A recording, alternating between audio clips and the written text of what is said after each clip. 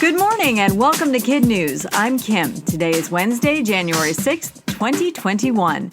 And we begin with the possibility that a symbolic vote count will lead to high drama in the nation's capital. Today, as laid out in the Constitution, a joint session of Congress will certify the results of the 2020 presidential election. Traditionally, it's nothing more than a ceremonial stamp of approval. But today's tally could be the most contentious in 144 years. Alphabetically, state by state, Vice President Pence will open and count the Electoral College certificates before declaring Joe Biden the winner. The wild card?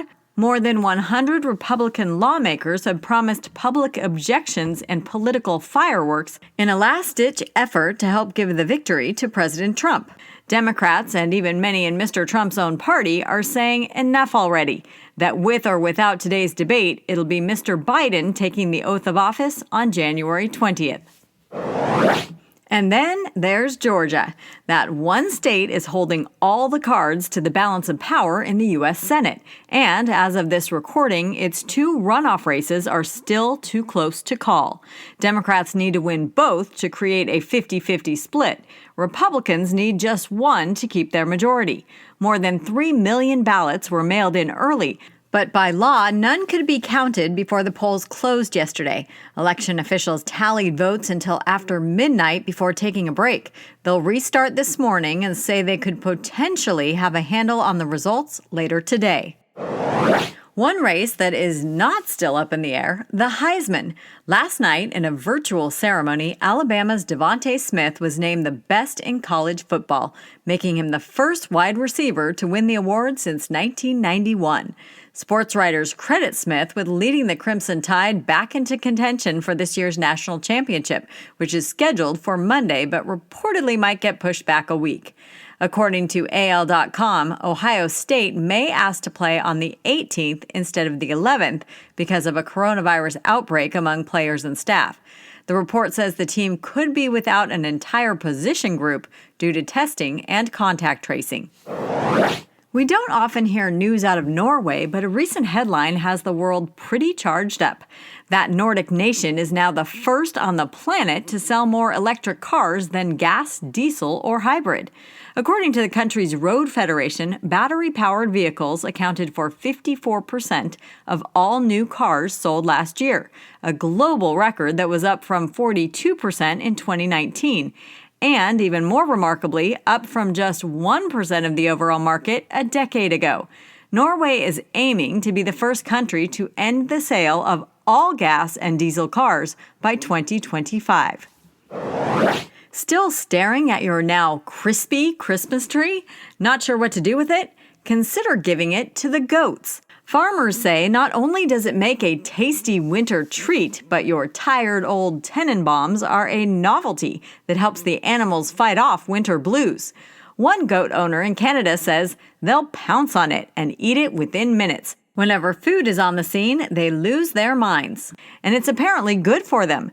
The nettles have vitamin C and act as a natural dewormer, and the bark makes for some nice nibbling.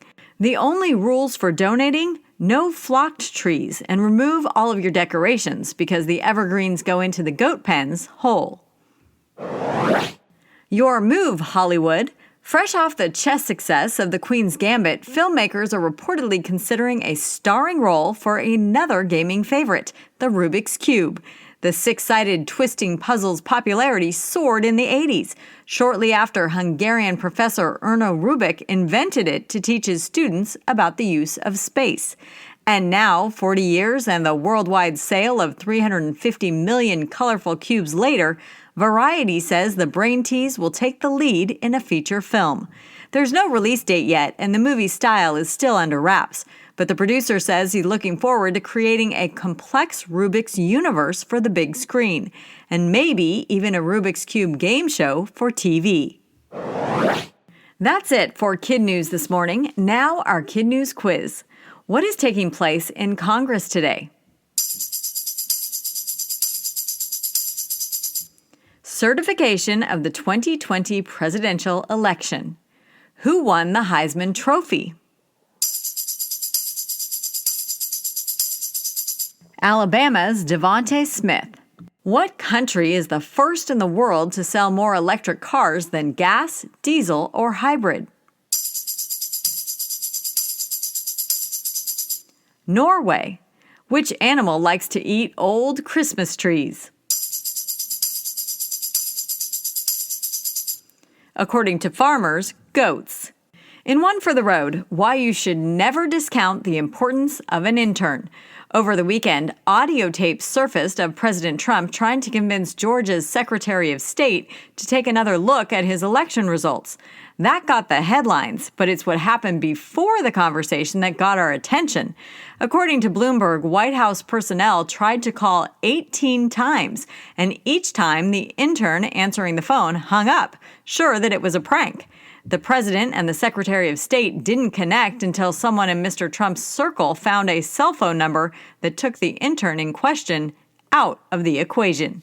Before we go, we want to recognize our rock star teachers.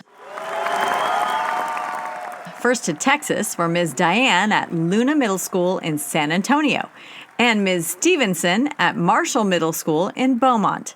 Up to Canada for Mr. Houston at Vimy Ridge in Ottawa, Ontario, and in California, Mrs. Bozeman at Southport in West Sacramento. Thanks for listening, everyone, and we'll see you back here for more Kid News tomorrow morning.